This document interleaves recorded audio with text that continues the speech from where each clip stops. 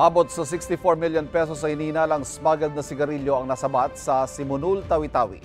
Sa routine security maritime patrol ng mga kawani ng Naval Forces Western Mindanao sa isla ng Manok Mangkao, nakita mahigit 2,000 kahon ng mga umano'y kontrabando sa isang bangka. Ayon sa mga otoridad, wala na ipakitang legal na dokumento ang 23 tripulante. Hawak na ng Bureau of Customs sa mga nakumpiskang sigarilyo. Arestado naman ang crew ng bangka na posibleng maharap sa kasong paglabag sa Customs Modernization and Tariff Act. Kapuso, para laging una ka sa mga balita, bisitahin at mag-subscribe sa GMA Integrated News sa YouTube. Sa mga kapuso abroad, samahan nyo kami sa GMA Pinoy TV at sa www.gmanews.tv.